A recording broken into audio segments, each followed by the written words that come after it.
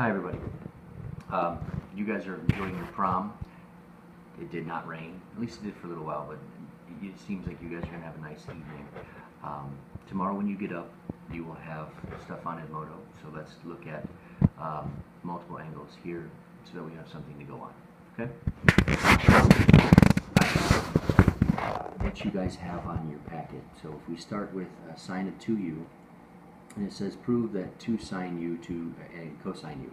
So we're going to look at sum and difference. So 2u is just u plus u. U plus u is 2u. Remember, x plus x is 2x. So that's going to come back a couple times. So when we do sum and difference, that means that we're going to do sine, cosine. Since it's a sum of a sine, we keep the sine. I know it's a lot of signs. Sorry.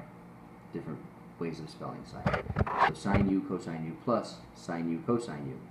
Now once again, using that same idea that x plus x equals 2x, I have sine cosine plus sine cosine, same thing, so they're like terms, put them together, 2 sine u, cosine u. So no big deal. Next one, cosine to the fourth minus sine to the fourth equals cosine 2 theta. Once again, difference of two perfect squares, it comes up a lot. So every time you think you're done with it, you're really not. So this gives you cosine squared plus sine squared. This gives you cosine squared minus sine squared. Cosine squared plus sine squared, that's just 1. We talked about that with the Pythagorean identities. This one, it says as an identity that this is in fact cosine 2 theta, but let's take it one step further. And let's say that sine squared theta is equal to 1 minus cosine squared theta, which is the Pythagorean identity. So that brings us down to cosine squared minus the quantity 1 minus cosine squared. Distribute your negative, so you have negative 1, positive cosine. So I have cosine squared plus cosine squared minus 1. And once again, x plus x is 2x, so cosine squared minus 1 gives you 2 cosine squared theta minus 1, which is in fact cosine 2 theta. So we're all done. Okay? Now, if we come down here, and it says, let's actually solve one. This is example 4, from 0 to 2 pi. This should be a parenthesis, not a bracket, just so that way you're not confused. Sine 2x is equal to cosine x. Time to solve. First thing I'm going to do, write it out as sine of 2x is actually 2 sine x cosine x. So 2 sine x cosine x equals cosine x. Set it equal to 0. 2 sine x cosine x minus cosine x equals 0. Greatest common factor. That's what that GCF stands for. So we take out a cosine. We have cosine x equals the quantity 2 sine x minus 1. 2 sine x minus 1 equals 0. Cosine x equals 0. Cosine is 0 in 2 places. Pi over 2, 3 pi over 2. We end up with sine equals 1/2. Sine is 1/2 in 2 places. Pi over 6, 5 pi over 6. Okay?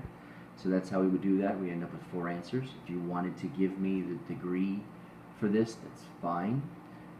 Just remember, to be consistent. Don't give me degrees and radians or radians and degrees. Give me all of one or all of the other. Okay? Moving on to the last section.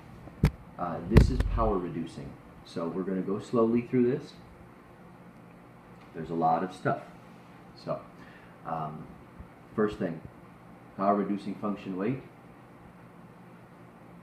I think it's actually raining outside, folks. Sorry, stepping on your prom. But cosine to the fourth is equal to cosine to the fourth, or cosine squared. Any way you want to think about it, I like the idea of using cosine squared. So cosine to the fourth is cosine squared. Cosine squared, according to the identities that you have in your packet, is 1 plus 2 cosine over 2. So we take out cosine squared. We plug in 1 plus cosine 2. This is a u. It should be an x. Forgive me. Over 2 squared. Or 1 plus cosine 2x over 2 times 1 plus cosine 2x over 2. Okay? This is by the definition of an exponent. Okay? From here I end up with 1 plus cosine 2x plus cosine 2x plus cosine 2x quantity squared all over 4. This is by your FOIL method. Whatever. But 2 times 2 is 4, and then I used the double distributive property on the top, ended up with that. Combine like terms like you can. You end up with 1 plus 2 cosine 2x plus cosine squared 2x. We're almost done. We got to get rid of that pesky square. Okay, so it says to reduce it all the way down to a power of 1, so we have to get rid of that squared right there.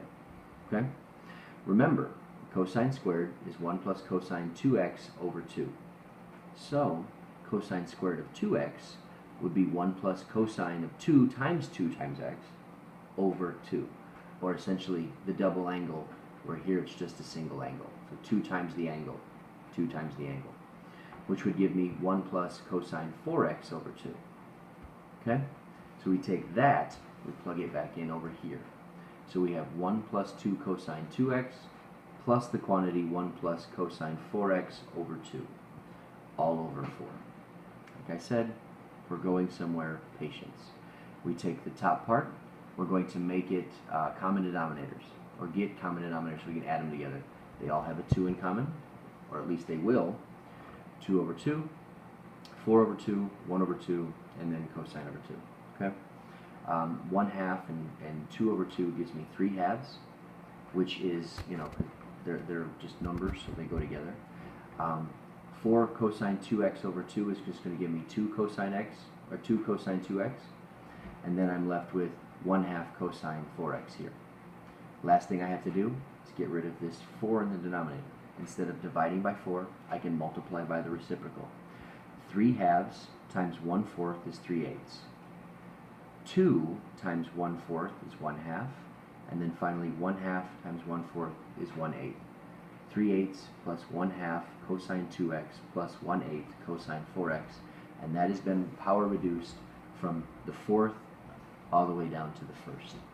Take your time, go back over this, take a look at it, answer the questions that are in your packet. I will submit some supplemental work on Edmodo. Make sure that you do it. Come ready Monday to answer questions or to ask questions. I'll do the best I can to answer them. We will stop class 45 minutes in. We'll start the review at that time. Thank you guys so much, as always. I hope this was helpful, and hopefully this was actually better than the last ways that I've been doing that. And if it has, let me know. Thank you so much.